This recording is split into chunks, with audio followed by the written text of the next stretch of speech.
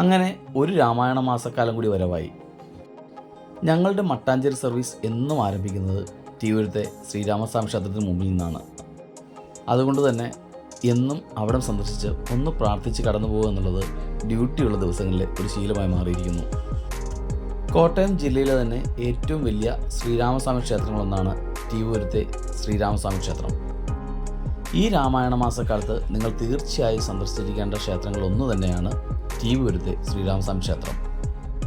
തികച്ചും ഗ്രാമീണ പശ്ചാത്തലത്തിൽ സ്ഥിതി ചെയ്യുന്ന ഈ ക്ഷേത്രത്തിന് ആയിരക്കണക്കിന് വർഷങ്ങളുടെ ചരിത്രം പറയാനുണ്ട്.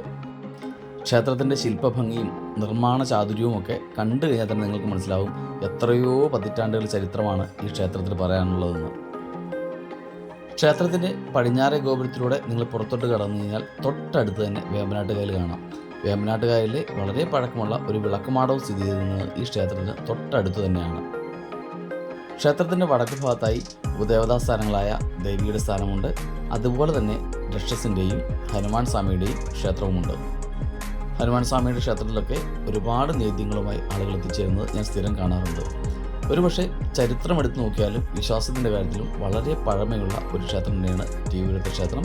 ഒരു ഗ്രാമീണ പശ്ചാത്തലത്തിലെ ക്ഷേത്രം എന്നുള്ള നിലയ്ക്ക് വളരെ സമാധാനപൂർണ്ണമായ അന്തരീക്ഷത്തിൽ ഒരു ദർശനം നിങ്ങൾ ആഗ്രഹിക്കുന്നുവെങ്കിൽ തീർച്ചയായും നിങ്ങൾ വന്നിരിക്കേണ്ട ക്ഷേത്രങ്ങളിലൊന്നു തന്നെയാണ് വൈക്കത്തിനടുത്തുള്ള തിരുവനന്തപുരത്തെ തിരുവനന്തപുരം ശ്രീരാമസ്വാമി ക്ഷേത്രം.